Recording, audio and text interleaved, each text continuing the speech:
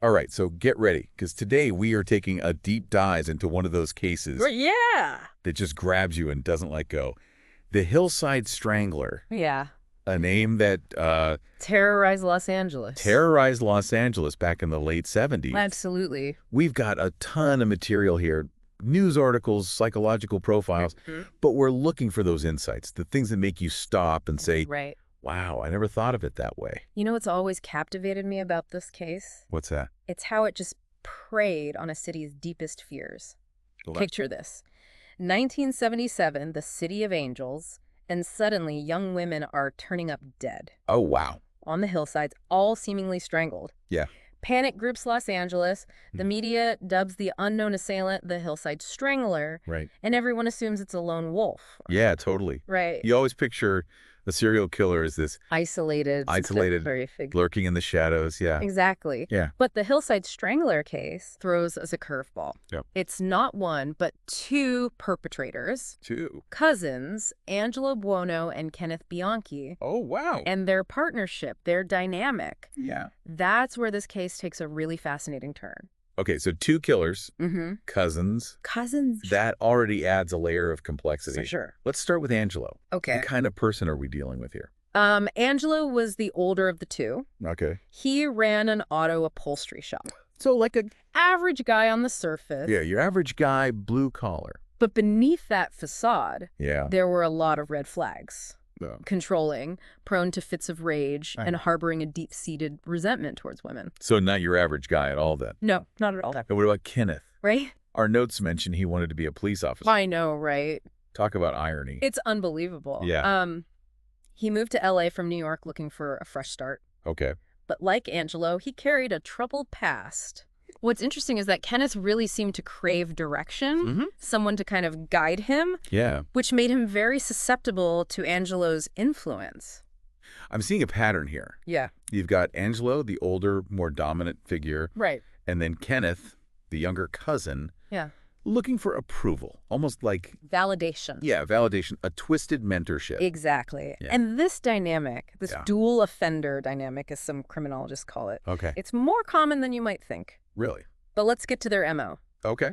This is where the Hillside Strangler case gets truly disturbing. Right. They used fake police badges to lure their victims. I can't even imagine I know. getting stopped by someone. You think as a police officer. You think it's a police officer? Yeah. Only to find yourself in a real-life nightmare. And think about who they targeted. Exactly. Runaways, sex workers, Right. aspiring actresses. People on the fringes. Yeah. Less likely to be reported missing right away. It's awful. It is. And they took these women to Angelo's house. I know, right? They turned his home into a literal house of horrors. I know. I mean, you just never think That's of your home. your home as a place where such evil could occur. Well, you associate your home with safety, with comfort.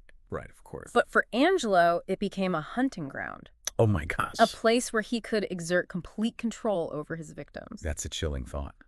It is. But it speaks volumes about his psyche. It really does. Okay, so we have this incredibly disturbing pattern emerging. The victims, the fake badges, Right. Angelo's house is the epicenter. Right. What I'm wondering is, how did this reign of terror end? Well, good question. Yeah. Was there some brilliant detective work, you know? Yes, some big break. Cracked the case wide open? Yeah. Not exactly. Remember, this is the late 70s. Right. Forensic science was in its infancy. Yeah. No DNA databases, no fancy profiling techniques. Right. Like we have today. So how did they even begin to piece together this puzzle? Well, What were the key breakthroughs?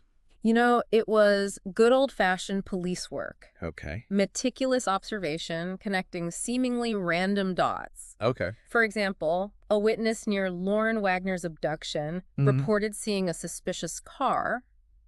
Another detail that stood out was the way the bodies were posed. Oh, right. Almost as if the killers wanted them to be found, Oh, wow. wanted to be seen. I remember reading about Lauren Wagner, Yeah. an 18-year-old college student abducted near her home. Mm-hmm. Her case really brought home the fact that this could happen to anyone, anywhere. Absolutely. No one is truly safe. Her story shattered any illusion of safety. It's terrifying. And then there was Cindy Lee Hudspeth, the last known victim. Right? Her case was particularly unsettling. Okay.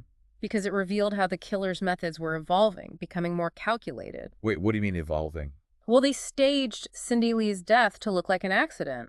They pushed her car off a cliff. Oh my God. It was a disturbing sign that they were becoming more aware of their actions, Right. more determined to cover their tracks. Like they were learning as they went. It's like they were refining their technique with each victim. That's absolutely terrifying. It is. So we've got these seemingly random puzzle pieces scattered across L.A., but what was the ultimate turning point? Okay, so as fate would have it, Yeah, Kenneth moved to Bellingham, Washington. he moved. He did. Okay, And here's where that codependent relationship really shows its cracks. okay. Without Angelo's constant guidance, Yeah. Kenneth tried to continue the pattern, but he made mistakes. Oh, okay. Sloppy mistakes he wouldn't have made under Angelo's watchful eye. I see where you're going with this. Yeah, He gets caught. bingo. Okay. And when he does, the whole case blows wide open. Wow.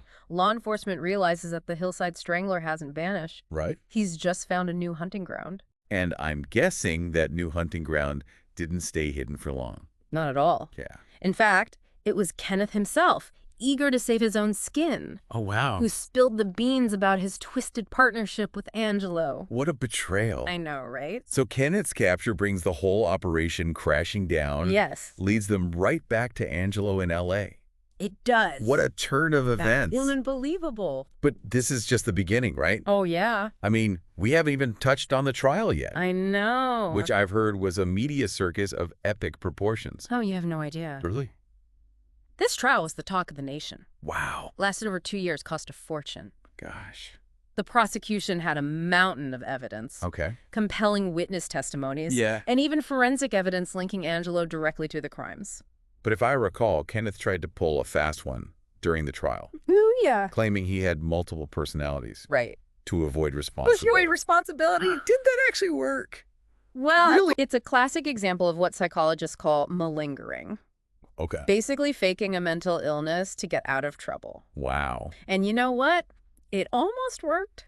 Really? The jury was initially deadlocked because of his performance. People actually bought into that. It sounds crazy, right? It does. But remember, public perception of mental illness was very different back then. Right, right. Ultimately, though, the mountain of evidence against Angelo was just too high to ignore. Wow. The evidence was overwhelming. So Angelo is convicted, sentenced to life, eventually dies in prison. That's right. But Kenneth, he's still alive, right? He is. Still locked up for his crime. That's right. Still serving out his sentence. Wow. And their crimes, as we've discussed, they had a lasting impact Oh, for sure. that extended far beyond the prison walls. Yes, I mean, this case sent shockwaves through Los Angeles absolutely. and beyond. Eroding public trust in authority figures, Yeah. especially after that fake badge ruse. I mean, imagine the fear. I know. This is, It must have lingered for years. that must have lingered long after they were caught. For sure. It's a fear that's understandable. Hmm. Sadly, one that resonates even today. Right. I mean, we're still grappling with issues of trust, Absolutely. especially when it comes to those in positions of power. Yeah, You know, it makes you think, it does. if you can't even trust someone in uniform, Right. who can you trust? Exactly. It's a question that resonates even today. And you know what? What? This case also had a profound impact on forensic science. Oh, really? Oh, yeah.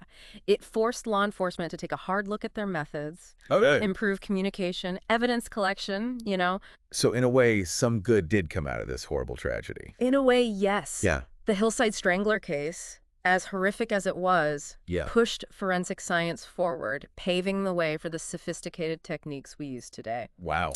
It's a bittersweet legacy, Yeah. but a legacy nonetheless. This deep dive has been incredibly insightful, It had but also incredibly heavy.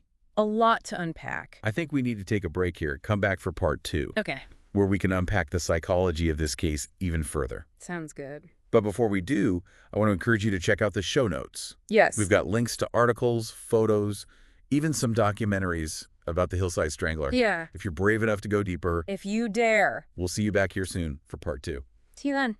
All right, we're back, ready to delve deeper into this twisted psychology of the Hillside Strangler case. Okay. What really struck me Yeah. in all of this is this idea of dual offender dynamics. Right. You mentioned it earlier. Mm. Our sources touch upon it, Yeah. but I'm really curious, To explore it further, Okay. what can you tell us about how these partnerships actually work? Oh, it's a fascinating area of criminology, Right. and the Buono and Bianchi case provides a chilling example. Right. At the heart of it Yeah. lies a power dynamic, Okay. an imbalance that often fuels the crimes themselves. So in this case, you have Angelo, Right. the older, more dominant cousin, Mm-hmm. who clearly had a lot of rage simmering beneath the surface, Yes. particularly toward women. Uh-huh. And then you've got Kenneth, Right. the younger cousin, looking for guidance, for validation. Yes, validation. Like a recipe for disaster, isn't it? It's a recipe for a very particular kind of disaster, that's for sure. Yeah. And it's important to remember that this dynamic isn't always Yeah. as overt as it might seem. Okay. It can be very subtle, Right. manipulative, almost insidious in the way it takes hold. So it's not just a case of one person forcing the other to do their bidding. No, It's more complex than that. much more complex. Okay. Think of it as a feedback loop. Okay. Where each person reinforces the other's darkest impulses. I see. So Angelo, with his rage and need for control, Yeah. found a willing accomplice in Kenneth, Right. who craved approval and direction. Right. And together they created this toxic echo chamber. Feeding off each other's negativity Yeah. until it spiraled into violence. It's a terrifying thought, really. It is. It makes you wonder how many other crimes might be fueled by similar dynamics. Right. Maybe not as extreme, Right. but still rooted in this kind of power imbalance. That's the unsettling truth, you know? Yeah. These dynamics can exist in all sorts of relationships. Yeah, right. And recognizing the warning signs is crucial. Yeah, absolutely. But in the case of Buono and Bianchi, Yeah. their shared darkness, their complicity in these horrific acts, formed a bond that was as twisted as it was powerful. It's like their shared secret. Right. This horrific ritual Yeah. became this twisted form of intimacy. Exactly. And that bond, that sense of shared experience, Yeah. must have been incredibly difficult to break. Absolutely. It created a dependency Yeah. that went beyond the crimes themselves. Okay. They needed each other not just to commit the acts, Right. but to validate their own twisted worldview. Oh, to justify their actions. To justify it, yeah. It was a codependency fueled by darkness. One of the details that keeps coming back to me is Angelo's house. Right. The fact that they brought their victims there. Yeah. It became like the epicenter of their crimes. Right, It right. adds this whole other layer of creepiness Yeah. to the case. You're right to focus on that. Yeah. It wasn't enough for Angelo to simply commit these acts. Right. He had to do it on his own terms, in his own space, Yeah. turning his home, a place meant for safety and comfort, Right. into a hunting ground. Yeah. Speaks volumes about his need for control, Hmm. his desire to dominate every aspect of his victim's final moments. And on a deeper level, Yeah. doesn't it also say something about their relationship, about their twisted intimacy? Absolutely. It's almost as if Angelo was bringing Kenneth into his world, Right. sharing this dark secret with him Yes. in this space that was supposed to be personal, private. That's a really insightful observation. You know, it's a perversion of the very idea of intimacy, Right. of sharing something special with someone you trust. Right. In their minds, this shared darkness, this Yeah. horrific bond, Yeah. was their way of connecting, Wow. of solidifying their twisted partnership. The psychology of it all is just mind-boggling. It is. It really makes you realize that these cases aren't just about catching the bad guys. Right. They're about trying to understand The darkness. the darkness that drives them, Yeah. twisted logic. That makes them tick. Yeah, that makes them tick. Exactly. Now I want to shift gears a bit Okay. and talk about the investigation itself. All right. Our sources mentioned that criminal profiling was still in its early stages back then. It was. What challenges did investigators face in trying to catch the Hillside Strangler? Imagine trying to solve a complex puzzle Yeah. with only a handful of pieces. Wow. That's essentially what investigators were dealing with. really They didn't have the advanced tools and techniques. right. We rely on today. So they had to rely on gut instinct, Okay. meticulous observation, Yeah. and connecting seemingly unrelated dots. So a lot of old school detective work. Exactly. Knocking on doors, interviewing witnesses, chasing down every lead, no matter how small. Exactly. Wow. And it was those seemingly insignificant details Okay. that often proved crucial. Interesting. Like the witness who reported a suspicious car Yeah. near Lauren Wagner's abduction, Right. or the pattern of posing the victims, Right. which suggested a need for recognition, a desire to be seen. It's fascinating how those small details I know. can often be the key to cracking a case wide open. Absolutely. But even with those clues, Yeah. investigators were still piecing together a very blurry picture. Right. Remember, this was before DNA profiling was widely used. Right. They relied heavily on fingerprints, fiber analysis, Mm-hmm. and eyewitness accounts. And then everything changed when Kenneth moved to Washington. Right, right. He tried to continue the pattern, Yeah. but without Angela's guidance, he started making mistakes. He got sloppy. Exactly. It's almost as if away from Angela's influence. Yeah. Kenneth was a child playing pretend, lacking the finesse and understanding of the consequences. Interesting. His sloppiness, his inability to maintain the same level of control ultimately led to his capture. And his capture led investigators right back to Angelo in Los Angeles. Exactly. What a domino effect. But let's talk about Kenneth's cooperation with the prosecution. Right. I mean, he offered up information. Yeah. But was it genuine remorse? Right. Or simply a desperate attempt to save his own skin? That's the million-dollar question, isn't it? Yeah, it is. And it's a question that hung over the entire trial, Right. adding another layer of complexity to an already convoluted case. Because on one hand, he's offering valuable insights. Yes. Details that only someone involved in the crimes would know. But on the other hand, he's also trying to manipulate the system. Right. Playing the victim. Even claiming to have multiple personalities. Right. And as we discussed earlier, that claim of multiple personalities was a textbook example of malingering. It was a calculated attempt to deflect blame to avoid facing the full consequences of his actions. It's a fascinating psychological game he was playing. It is. And it really raises questions about the nature of truth, the reliability of confession. Right. How do you separate fact from fiction when the accused is so skilled at deception? That's the challenge, isn't it? It is. And it's a challenge that goes to the heart of the legal system. Yeah. How do we determine guilt? Right. How do we ensure justice is served when the lines between truth and fabrication become so blurred? Those are some really profound questions. They are. But in the end, despite Kenneth's attempts to muddy the waters, the evidence against Angelo was overwhelming. The fibers, the witness testimonies, the pattern of behavior, it all pointed to his guilt. Absolutely. The prosecution built a solid case. Yeah. And ultimately, the jury saw through Kenneth's charade, Right. recognizing it for what it was. Yeah. A desperate attempt to escape accountability.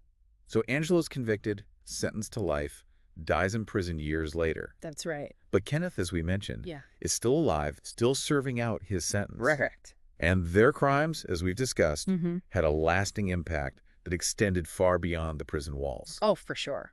Their reign of terror shook Los Angeles to its core, Absolutely. eroding public trust in authority figures. Yeah.